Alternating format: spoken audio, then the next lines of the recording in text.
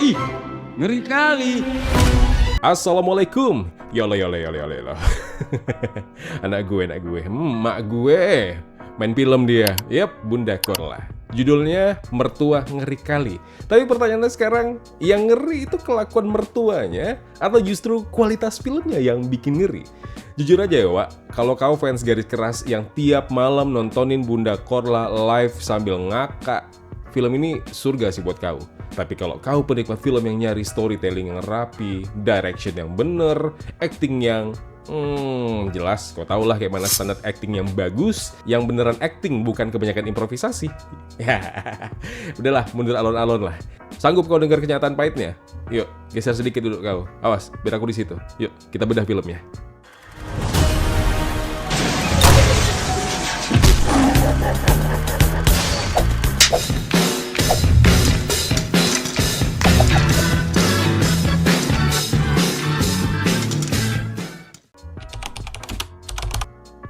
Oke, kita mulai dari kulit luarnya dulu ya.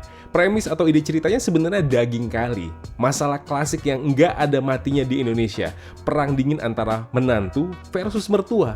Nah, ada si Andara yang diperankan Naysila Mirdad, seorang penulis sinetron yang hidupnya udah pening kali sama deadline. Makin pening karena kedatangan mertuanya, si Donda ini, Bunda Korla. Si Donda ini tipikal mertua dari neraka, janda sosialita, glamor, mulutnya pedas, dan posesifnya minta ampun sama anak lajang satu-satunya, si Raja, yang diperankan Dimas Anggara. Di atas kertas, ini premis emas loh. Konflik dua generasi, benturan budaya, modern versus tradisional, plus ego dua perempuan yang sama-sama keras kepala. Harusnya ini bisa jadi komedi yang nyindir tapi tetap heartwarming. Tapi sayangnya eksekusi di lapangan, belempem. Masalah utamanya adalah film ini ya terjebak di zona nyaman. Penulis naskahnya kayak malas sekali ngegali konflik yang lebih dalam. Isinya cuma repetisi alias pengulangan. Berantem, teriak-teriak, sindir-sindiran, ya baikkan bentar, terus ulang lagi dari awal. Ya gitu terus sampai bosan awak. Nggak ada eskalasi konflik yang bikin kita ngerasa, wah ini gawat sih bla bla bla bla bla. Ya semuanya dangkal. Ya cuma tempelan biar Bunda Korla tuh punya alasan buat merepet aja sepanjang film. Sayang kali loh, potensinya terbuang gitu aja.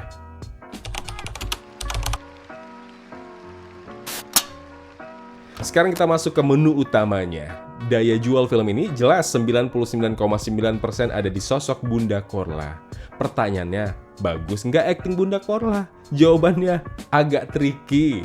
Ya gini, Wak, kalau dibilang dia acting, jujur aja, dia nggak acting di sini. Dia tuh cuma jadi dirinya sendiri. Dia memindahkan persona dia di Instagram ke layar bioskop. Cara dia ngomong, cara dia melotot, cara dia maki-maki, ya itu semua Bunda Korla kali. Natural, iya, karena dia emang gak berusaha jadi orang lain. Nah, buat fansnya, ini jelas surga buat kalian. Apalagi pas adegan ngeludah, receh. Sumpah receh kali itu. Tapi kena, karena kita tahu itu signature-nya, signature move-nya dia. Energinya emang meluap-luap, dia kayak gak punya tombol stop. Improvisasinya war kali. Tapi, ada tapinya nih. Buat sebuah film panjang, energi yang meledak-ledak terus-terusan itu bikin capek, Wak. Ih, sumpah, di teater itu aus bawaanku. Kita nggak dikasih napas loh. Kalau di live IG 15 menit, oke lah kita tontonin dia. Tapi kok 100 menit, kita diteriakin terus. Pening pala, Wak. Untung kali, Wak, film ini nggak dibiarkan hancur sendirian. Ada pasukan penyelamat yang harus kita apresiasi. Yang pertama, Naysila Mirdad dan Dimas Anggara. Dua orang ini aktor serius di sini. Ya jelas, mereka kawakan. Naysila itu kan ratu sinetron, sementara Dimas Anggara, ya kau tahu udah berapa film selama beberapa tahun ini kan. Ya intinya mereka bagus lah. Level mereka itu udah ngimbangi aktor-aktor senior. Kayak misalnya Naysila Mirdad, nangisnya udah level dewa. Dia berhasil mengimbangi kegilaan Bunda Korla. Chemistry-nya dengan Dimas Anggara juga dapat. Kerasa kayak pasangan suami istri modern yang lagi struggle. Dan kedua, ini nih MVP sesungguhnya. Bonar Manalu sama Gita Bebita. Woi, kalau nggak ada dua orang ini, mungkin awak udah walk out dari 15 menit pertama. Mereka berdua ini emang komika yang paham timing.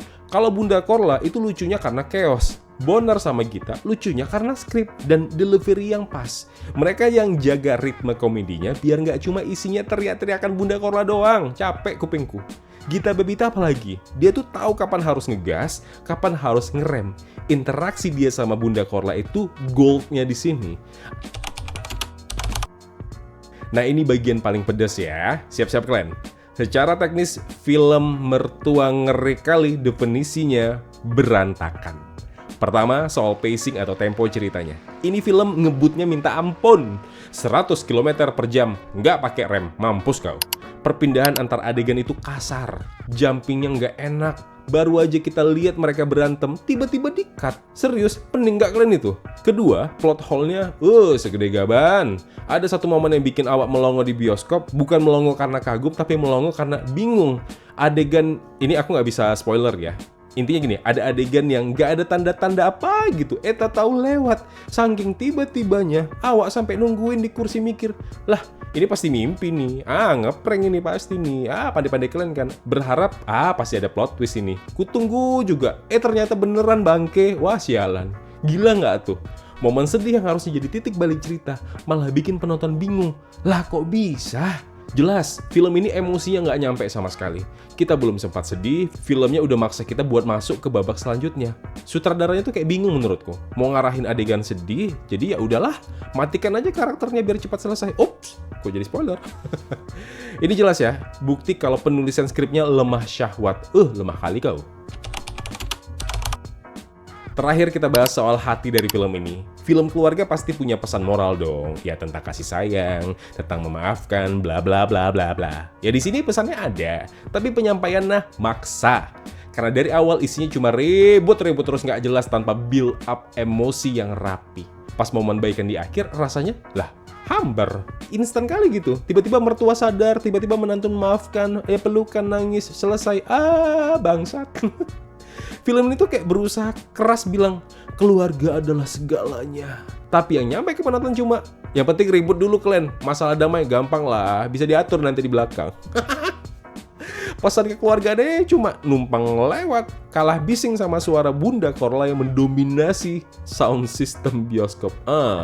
Ampun aku umpah. Kesimpulan. Oke, kita bungkus ya, Wak. Mertua Ngeri Kali. Jelas bukan film yang didesain untuk menang Piala Citra atau mungkin dapat pujian. Emang nggak itu tujuannya? Ya film ini murni 100% fan service. Jadi proyek yang buat senang-senang doang. Ya mungkin kalian anak-anak Bunda rindu sama Bunda. Apalagi kabar Bunda udah nggak bisa lagi kerja di luar negeri. Ya begitulah. Jadi kalau kau tanya, lucu nggak, Wak? Lucu, tapi lucunya ya guilty pleasure lah. Ketawa karena absurd, bukan karena cerdas. Jadi kalau kau penikmat ocehan Bunda Korla, ya kau butuh juga hiburan ringan, nggak perlu pakai otak, ya cocok kau nonton ini. Tapi untuk debut Bunda Korla, bolehlah kita kasih tepuk tangan atas keberanian dia. Ya emang berani sih, emang nggak ada malunya nih orang.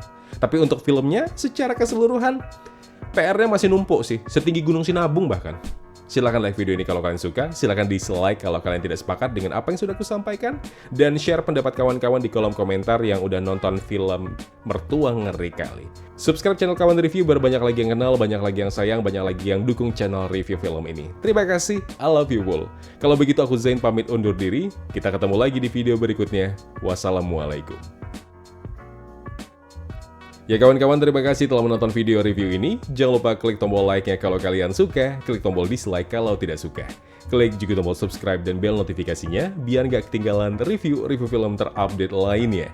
Kalau begitu, aku Zain pamit undur diri. Terima kasih, jaga kesehatan, tetap positif, dan jangan lupa bahagia.